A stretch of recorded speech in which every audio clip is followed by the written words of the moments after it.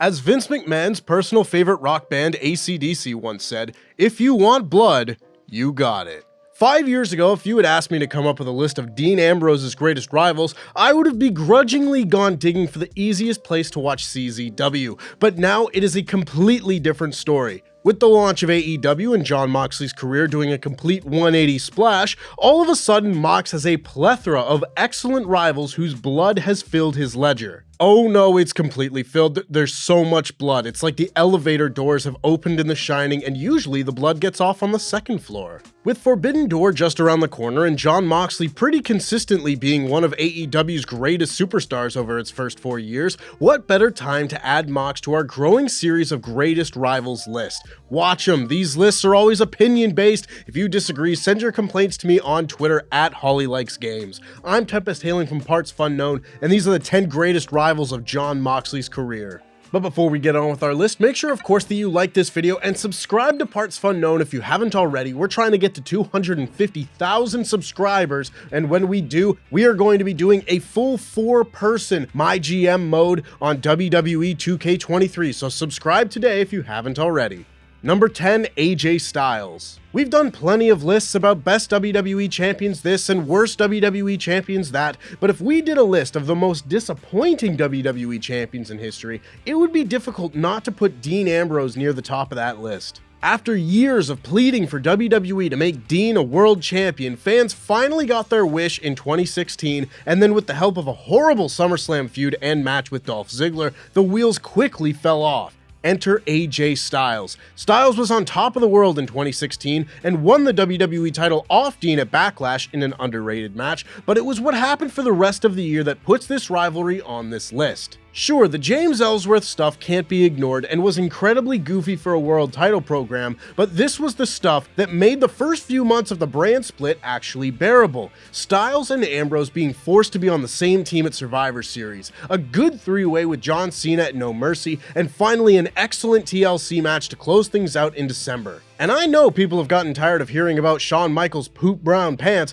but have you gotten tired about AJ's little butthole in this match? Look at the little hole in his tights. There's his bum. Marvelous stuff.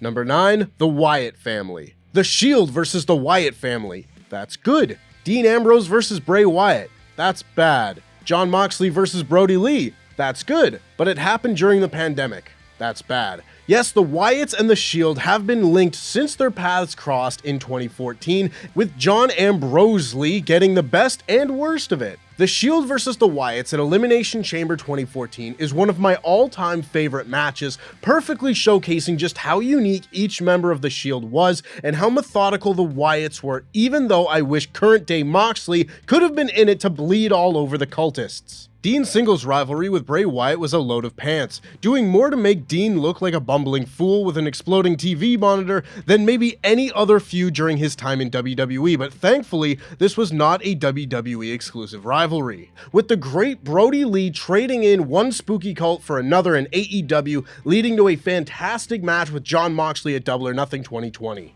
If only it had had the crowd that it deserved. Number 8, Juice Robinson. When the age of Ambrose came to an end, people weren't quite sure what we would get next. Then Moxley showed up in AEW and people were excited, but some may not realize that Moxley's first match post-WWE came against Juice Robinson in New Japan Pro Wrestling. Not quite the Juice that Mox is known for nowadays. Mox had been the fabled Death Rider who had tormented Juice with video packages throughout the Best of the Super Juniors tournament, before revealing himself as Juice's challenger for the IWGP United States Championship at the tournament final. Immediately, we got to see just how different Jon Moxley was going to be from Dean Ambrose, biting and clawing Juice in an excellent violent brawl, ending with Mox winning the US title in his first match in the promotion. But this match kickstarted a rivalry that lasted until Wrestle Kingdom 14, as Juice's bounce-back win ended Moxley's hopes of winning the G1 Climax, and Moxley squeezed the pulp out of Juice in the Tokyo Dome to take their rubber match. A great little piece of business, and a rivalry that played a huge role in Jon Moxley's rehabilitation after leaving WWE. Number 7, Chris Jericho. Another example of a rivalry that has spanned Jon Moxley's career regardless of promotion has been that of his often silly, often brilliant feud with Chris Jericho. After his very much not on this list rivalry with Brock Lesnar, Dean Ambrose needed something else to do, that being have a very good match with Chris Jericho at Payback and a very stupid one at Extreme Rules. You know, the one with the nunchucks and the potted plant and the thumbtacks that couldn't even be taken seriously because Jericho kept saying he'd taken 69 tacks out of his skin. Even if that was the real number, stick one more in just so we don't have to hear the people snickering because haha, sex number. Anyway, fast forward a few years, and the first ever event in AEW history ends with the newly redubbed Jon Moxley DDTing Chris Jericho, planting the seeds for the Revolution main event 9 months later. That chapter of their rivalry is actually very fun, with Jericho trying to induct Mox into the inner circle, which Moxley surprisingly agreed to before unsurprisingly revealed it was a ruse, Mox getting spiked in the eye and being forced to wear an eye patch, and beating Jericho's hired mercenary Jeff Cobb. All of these attempted diversions amounted to nothing as Mox won the AEW World title from Jericho to end their feud and beat Jericho again in their best match together on Dynamite in 2022 to put 69 stamps on it.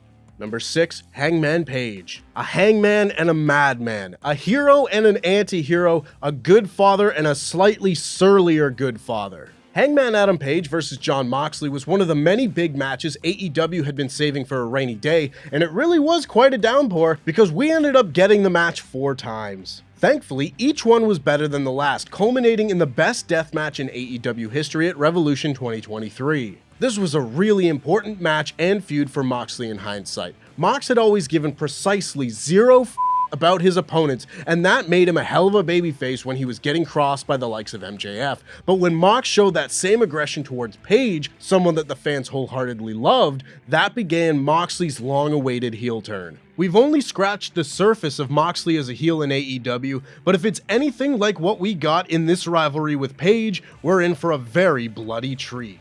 Number 5, Minoru Suzuki. Indulge me for a moment, for this is my personal favorite rivalry on this list. When Jon Moxley had completed his aforementioned feud with Juice Robinson at Wrestle Kingdom 14, Kaze Nina Ray began playing, and every person in the Tokyo Dome knew they were about to get that good shit.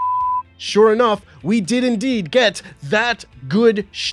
Suzuki hit the Gotch-style piledriver on Moxley and set up a month run of violent fun. In between flying home for AEW shows, Moxley popped up at New Japan's New Beginning in Sapporo, wrestling 2 tag matches against Suzuki, one of which with Kazuchika Okada as his partner. Just a look at that dream team, and in both it was on site. These matches would quickly devolve into Moxley and Suzuki having a wild brawl while their partners did the wrestling, and it was so much fun. This built to the New Beginning in Osaka, where Mox and Suzuki had their title match, and it was one of the best and most entertaining matches Mox has ever had. Everything you would hope to see out of a clash between Moxley and Suzuki was in this match. Their short-lived AEW feud in 2021 was also incredibly fun, but nothing there ever topped the magic they had in 2020. Number 4, Eddie Kingston. Nowadays, when people think about Jon Moxley and Eddie Kingston, they will probably think of them as friends and recurring tag partners, but this totally wholesome twosome of Young Bucks shoe thieves had very violent beginnings. Pulling from a hugely personal background, Eddie Kingston and Jon Moxley took what was meant to be a simple one-and-done TV title defense for Moxley's AEW World Championship and turned it into the best rivalry of 2020. The promos in this feud, my god, the promos. Whether it was Mox telling Eddie that he sat at their kitchen table and told Eddie's mom that he would take care of her son, to Eddie saying that he had to become a snake because when he wasn't playing the game he got nothing, these lads cut the best promos of the year. By the way, the latter of those two got my best friend into AEW, so don't let anyone ever tell you that Eddie Kingston isn't a draw. Eddie and Mox's I Quit match at Full Gear 2020 was very violent, with Eddie eventually having to quit when Mox wrapped barbed wire around his arm and put Eddie in the bulldog choke. But it was this great rivalry that made it all the more satisfying when Eddie came to Mox's rescue just a few months later.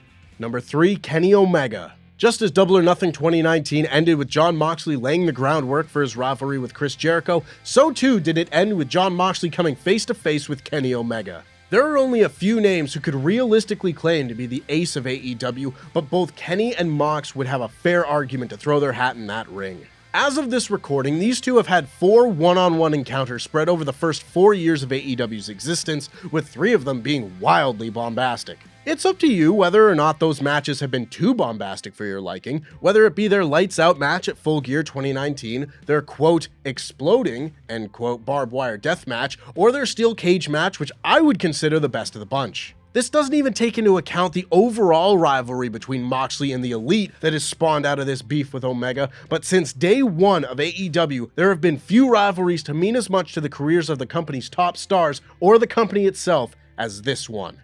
Number 2, William Regal. Not as many people will have seen the work put on between a young Dean Ambrose and William Regal in Florida Championship Wrestling, and that is a bloody shame. Bloody because, haha, English in it, but also because look at Regal's bloody ear. There is a reason why Jon Moxley uses the Regal knee. There is a reason why he took Regal's betrayal at Full Gear 2022 so hard. That reason is this rivalry. FCW being WWE's developmental system before the days of NXT meant this is where members of WWE's roster honed their craft and wrestled some of the trainers available, and thankfully one of those men was William Regal. Regal wasn't a regular competitor when he first wrestled Dean Ambrose in 2011, so when Regal beat the very young, angry, violent Ambrose, he let the young lion stew over it for a long time. Look up some of the promos Dean cut on Regal during the 9 months between their two matches. They're fantastic, and it's ludicrous that we never got to see that version of Dean Ambrose on the WWE main roster. When they did wrestle again, Moxley beat Regal so bad his ear was nearly ripped off, leading to the match being stopped. It is one of the most important rivalries in Moxley's career strictly due to the impact it had on his development, but it was also just